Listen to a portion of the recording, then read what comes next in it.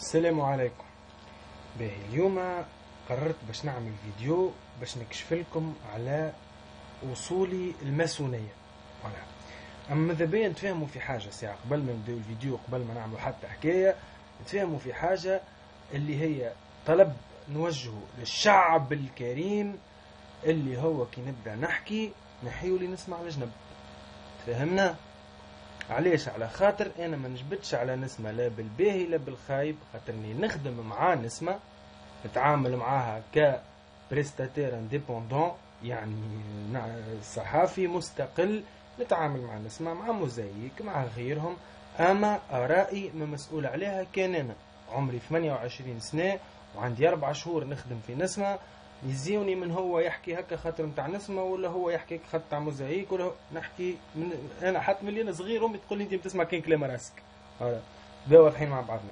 دوك قلنا باش نحكي لكم على اصول الماسونيه. اصول الماسونيه هذه انا واحد من الناس اكتشفتها وقت اللي ريت الماسونيه، ولات عالم على الفيسبوك. العباد ترى في الماسونيه في كل بلاصه. قال لك منقال 7 نوفمبر يلزمنا نحيوها خاطر فيها شعار الماسونيه، بس شعار الماسونيه اللي هو مثلث. دونك ما عادش تاكلوا جبن خاطرو ماسوني. كل مره الاولاد في تويتر نظموا تويستيفال، معناها فيستيفال يتنظم على تويتر، ومعناها يتصيروا البوب على لي ميديا سوسيو اكسيتيرا. في اللوجو نتاعو فما العصافر ذوك نتاع تويتر، منهم واحد مقلوب مصورينه على جنب، دونك عين واحده تظهر. نلقاها في باج فيسبوك اغزروا هذا الدليل على انه هذه تظاهره ماسونيه. قلت خويا برجوليه هذه الماسونيه حاجه لوكس. اي برا خويا نكتب ارتيكل نوري العباد نحكي لهم على اصول الماسونيه. كتبت ارتيكل هذا وعلى في البلوج متاعي بلاسكو، خطير جدا، الحقيقة الخفية وراء اللغز الصحافي والمدون هيثم المكي. هذا يا خويا ستيل يسميوه ساتيريك، ليروني، الساخر.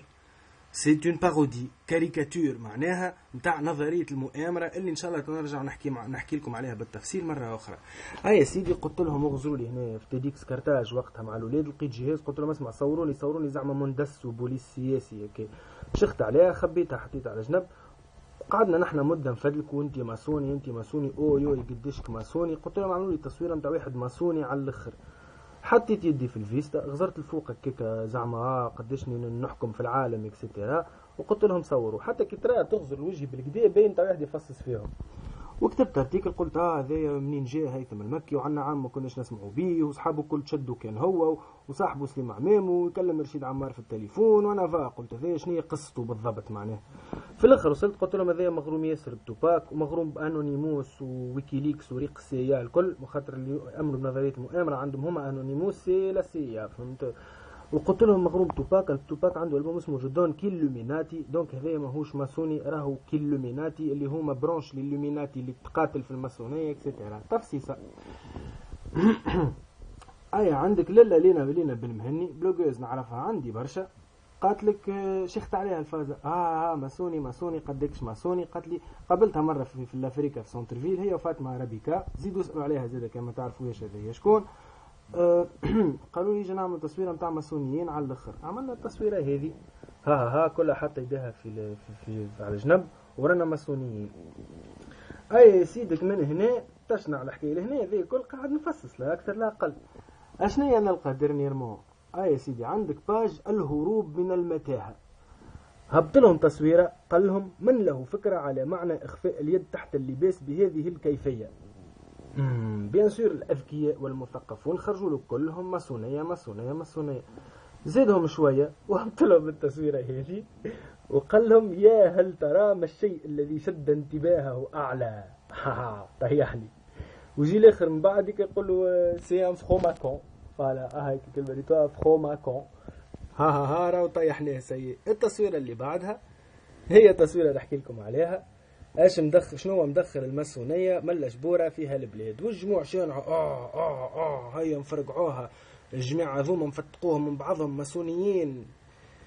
ومن بعد يجي كامل ما فما توا عاده حمله على نينا بن مهني، ما غلطت عاده قالت في فرنسا راني خايفه من الاسلاميين، هكا هو عاده ولات صهيونيه وماسونيه وعبده شياطين وعميله الاستخبارات العالميه. هذا ما تعرفوهاش انتم، هذه ريت استخبارات البلدان الكل كي يتكتلوا مع بعضهم يشكلوا الاستخبارات العالميه اللي فيها لينا بالمهني.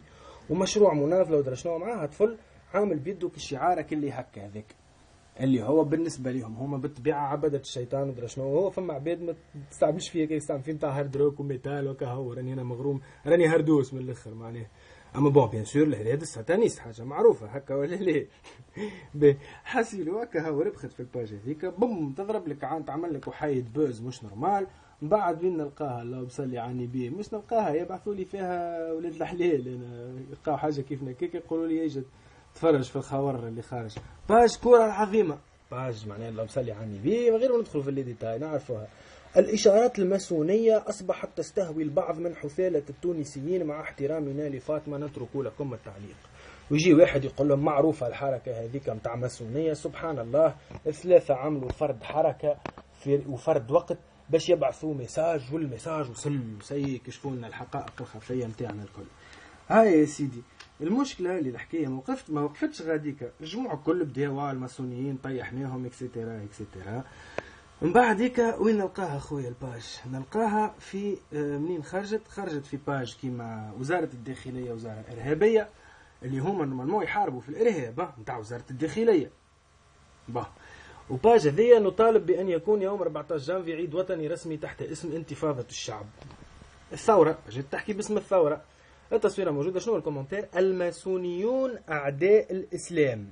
فوالا كلب نقمة اللي خوف فينا بالفيسبوك بيان سور، خاطر قلت لهم ردوا بالكم على الفيسبوك راهو ينجم يعطي، تفاهمت معنا السلطات الامنيه باش يعطي لي كونت ادمين نتاع لي باج اللي تحرض، وراهو ينجموا يطيحوكم.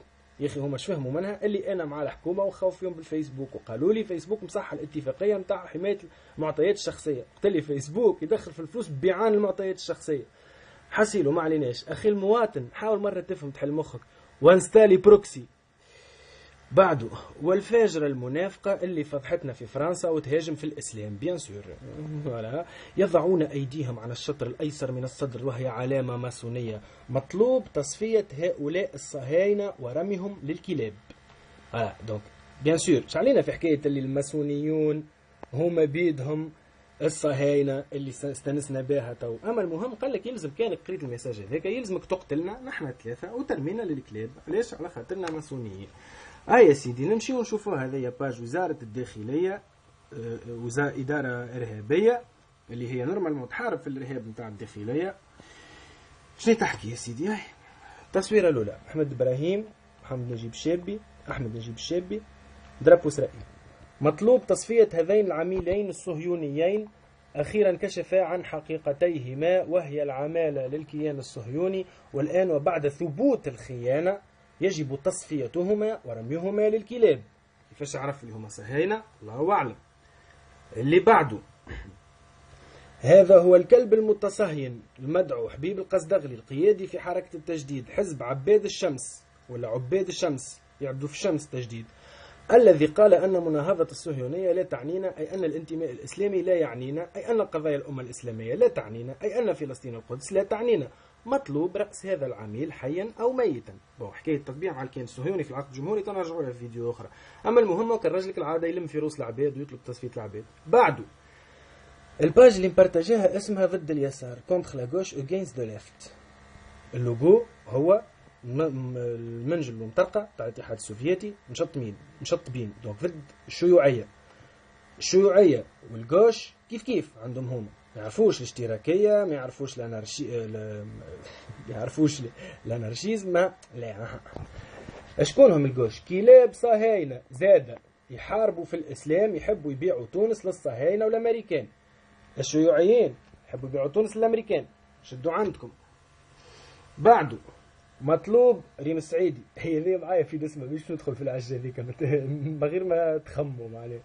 مطلوب تصفية هذه الصهيونية المدعوة ريم السعيدي كاهنة قناة نقمة الصهيونية. هذا نداء لكل غيور على دينه بتصفية هذه المرتدة عدوة الإسلام والعروبة. هذه زادة باش تتصفى. علاش؟ خاطر قالت أنا بربرية، معناها ماسينيسا ويوغرتا وطارق بن زياد اللي حل الأندلس، هذوكم كان يقولوا رانا بربر يصفيوهم. به بعده أكبر صفحة إسلامية لمقاومة الماسونية والعلمانية. خلط نساو الصهيونية لهنا ما نعذروهم، راهم قاموا مخر نهارتها. سفيان بن حميدة يستاهل الذبح من الوريد للوريد. عاش تصفية هنا ولا ذبح بعده. أي تو هذا كله ماهوش إرهاب، يدافعوا على الإسلام. وانا اللي عدو الإسلام، وانا هو العلماني اللي نحارب في الماسوني، عادة سامحوني الصهيوني اللي نحارب في الإسلام. به شنو هذا؟ يا سيدي نقرأ لكم. نطالب بتفجير قناة نقمة الصهيونية بمن فيها، بالصحافي، بالتكنيسيان، بالفام دو ميناج، بالسوجيغات. هذا نداء لكل من له ذرة غيرة على دينه بالثأر لدينه والانتقام من أعداء الإسلام. مسلي عني بيه، ما جبت شيء من راسي. باهي سيدي الادمين هذايا تقول انت شنيا انتماء بالضبط؟ معناها تصرفات فرديه بيان سور خاطي، احزاب ما هي متدخله في حتى شيء من هذايا. اما هذايا البروفيل نتاع العباد اللي الاحزاب هذه قاعده تستقطب فيه حتى كان هي ما تلوش عليها الحكايه. يا سيدي اسمعوني نقول لكم نكلمكم من توا. انا ادمين الصفحه نحب النهضه والعداله والتنميه لكابي معناها، ونحب حماس والجهاد الاسلامي والاخوان في مصر، ونحب حزب التحرير والسلفيه وكل ما فيه ريحه الاسلام. الرسول صلى الله عليه وسلم قال انصر اخاك ظالما او مظلوما، يعني اللي ما همش اسلاميين هذوكم اعداء. ما دام السلفيون ولا طالبان ولا القاعده تقف في وجه الكفار فانا معهم مهما وصلوا اليه من التشدد والتطرف. اي حاجه في ريحه الاسلام انا معها وبكل فخر. يا سيدي خويا. بعد أنا متأكد أنه اللي يكره الأحزاب الإسلامية سواء كانت النهضة ولا غيرها إنما هم ناس يكرهون الإسلام وريحة الإسلام ويعبرون عن كرههم بالسخرية من الحركات الإسلامية، وهي قلة قليلة من مرضى النفوس والعقول. لا نراهم في الشارع بينما هم بالمئات على الفيسبوك يقاتلون جنبا إلى جنب مع بني صهيون بروفيلات مضروبة ويحرضون على العنف ضد حركة النهضة، إلا قهرتهم بالآلاف المؤلفة من الجماهير المتفة حولها يا نهضة يا معذبتهم. بون انتر بارونتيز يحط ستاتويات بالكلام الزايد راهو جو باهي، معناها ما عندوش المشكله هذيك نتاع اللي يلزم يتصرف تصرفات نتاع الاسلام، فهمت؟ ومن الاخر قال لك اهو حزبي انا الادمين لاننا جايين للخلافه عاجلا ام اجلا ولا حزب التحرير بتونس. اللهم صل على النبي. قلنا شي حاجه نحن لهنا جماعه قاعده تحكي وحدها يعني انا مفصص فيهم على جماعه اللي يشوفوا ماسوني بارتو، نلقى روحي ماسوني ويلزم تصفيتي ورمي للكلاب انا والجماعه الكل حاسيلو. هذا يوريكم معاناه البلوجر الفصاص في تونس ما بعد الثوره بسبب الاخوان ربي يفضلهم لو خيانه ذوما معناها مش باهي. لهنا نلاحظوا حاجه اللي الاحزاب الاسلاميه حاجه مقدسه ما يلزمكش تنتقدها، وكان تنتقدها بالنسبه لبرشا عباد منهم هذوما بيان سور ناكد ان الباجات الفيسبوك كل مش كيف فما عباد مخاخه، اما اقليه مالوريزمون. الأحزاب الإسلامية حاجة مقدسة، وأنه أي واحد ماهوش في حزب إسلامي ينشط في السياسة راهو علماني ساعة ماسوني وصهيوني، وديما ماسوني وصهيوني مع بعضهم نفس الحكاية. خاطر زعما العباد هذوما مش يعرفوا عن الماسونية وعن الصهيونية، بو حسيلو ما عليناش ماسوني وصهيوني وعلماني وملحد وكافر وعدو الإسلام ويلزم تصفيته اكسيتيرا اكسيتيرا. باهي لهنا ما عادش الكفار اللي يلزم يحاربوهم هما إسرائيل وأمريكا وغيرهم من اللي يتحالف معاهم. الكفار ولاو منا فينا في داخلنا احنا توانسه في بعضنا في وسطنا كفار ويلزم الاسلاميين يحاربوهم. هذا يسميوه مشروع الشرق الاوسط الجديد تاع امريكا. كان تعرفوا حاولوا تكتشفوا الحكايه وتفهموا شنو، سينو تنرجع لها في فيديو واحد اخر خاطر ما عادش ساكت انا ماشي مش خلي هذوما بركه يتكلموا في فيسبوك. باهي لي زادمين فيسبوك فما بارتي كبيره منهم ياسر، والعباد تعرف قداش نقدر لي زادمين نضاف اللي ناضلوا قبل الثوره ووسطها وبعدها وقعدوا ديما نضاف امورهم واضحه. لي زادمين فيسبوك اكثريتهم انسان يهبط لك 3 4 بوبليكاسيون في ساعه، نهار كامل لي بوبليكاسيون هابطك البطاطا والفيديوهات تتسجل من التلفزه وتتقص وتهبط على الفيسبوك وتصور من بارتو ودرا شنو خدمه. شنو خدمته السيد هذا؟ كيفاش يصور في خبزته مادام نهار كامل على الفيسبوك؟ صفحات الفيسبوك بزنس، يعني عندك تعمل باج فيها 200,000 فان بعد تكريها الشركات تعمل عليها ببليسيتي، تكريها دي سيت انترنت تطلع لهم لي كليك نتاعهم، تكريها زاد الاحزاب سياسيه تعمل عليه ولا تبيعهم كاريمون، تخرج منها الباج نتاعك تعطيها الحزب الاسلامي حزب سياسي يعمل عليها البروباغندا نتاعو. والحكايه هذيا انا ما نجمش نقول لكم شكون الاحزاب بالضبط على خاطر اشاعات ما عنديش حاجه ملموسه في يدي، اما متاكد معلومات من مصادر موثوقه ماهيش ما عنديش على ادله اللي برشا احزاب سياسيه من الشيرات الكل ومن الايديولوجيات الكل قاعده تشري في لي باج فيسبوك، بلوتو قله تشري والاكثريه تكري في لي باج فيسبوك جور هبط لي حاجه في النهار اكسيتيرا اكسيتيرا. لكن نوضح اللي مانيش قاعد نقول اللي لي باج اللي شاريتهم احزاب هما المسؤولين على هذايا، خاطر المسؤولين على الشيء هذايا اكثريتهم ديزادمين هكاك مخاخ. ايش معناها هكاك؟ صفر ثقافه، ما عندهم حتى ثقافه، ما عندهم حتى مستوى، وديجا تشوفوا الاغلاط شويه اللي وريتهم لكم لهنا تفردزوا معناها بالجهل تو سامبلومون، فو ابلي لي شوز باغ لور نون، ويدبروا في روسهم باش يكريوا الباجات ويبيعوهم ويعملوا بهم بزنس. وذاك علاش كل ما تجبد واحد منهم يصنعوا هكا ويخوضوا تولي لك حمله كامله في 20 باج كلهم فرد ستيل. المشكله اللي هذوما اللي ولاو شو نحكي لكم معناها قمه النضال توا، وين كانوا قبل الثوره؟ كان فما باج ولا زوز يتكلموا قبل الثوره، واكثريتهم يعملوا فيهم لي سيبر اكتيفيست التوانسه الناشطين على الانترنت دوبي توجور. الله يرحمه زهير الحيوي وبعده زهير مخلوف وغيره وغيره، ومنهم سفيان شرابي ولينا بالمهني اللي مشايخينهم سب توا وعملاء ودراشنيه وغيره وغيره وغيره. مي بون من غير ما نغلقوا في الحكايه، الباقي كل كانوا يروجوا في نظريه المؤامره، فيديوهات للرايفلز لي داريفي وذا ساينز وحكايه دركيفيه والماسونيه والصهيونيه وذاك في شنيا لاهين. توا ولاو يزايدوا على الناس الكل في النضال، الناس الكل حتى حد منهم مناضل. كمال جندوبي ردوه تجمعي، وين تحبني نمشي معاك؟ محسن مرزوق ماسوني، الازهر العكرمي ماسوني ولا صهيوني، عبد العزيز المزوغي كيف كيف كلا على راسه، نجيب الشابي على ما نحكي لكم مش راكم تراو في العرض على عينيكم، احمد ابراهيم كيف كيف. الناس الكل اما ماسونيه ولا صهيونيه ولا كافره ولا ملحده ولا علمانيه، ما فما كان الاسلاميين نضاف هكاهو، باقي كلهم خماج. المصيبه هذه اللي صايره، اللي فيسبوك الميديا الوحيد اللي مازال معناها عنده كريديبيليتي كبيره توا في تونس، قاعد يتدمر بالبهامه هذه. وغابلي لي شوز باغ لور نون انكور اون فوا، البهامه نتاع ما يعرف حتى شيء ويبدا ينظر في السياسه ويحكي ويهبط. وتنعطيكم لي زيكزامبل برشا جايين، والمانيبيولاسيون بوها كلب. هانا تنرجع الفيديوهات، هما اللي قاعدين عندهم توا الكلام، قاعدين يتكلموا برشا ياسر، قاعدين يخرجوا في الكلام، وهما اللي قاعدين يحاولوا يأثروا على الرأي العام التونسي.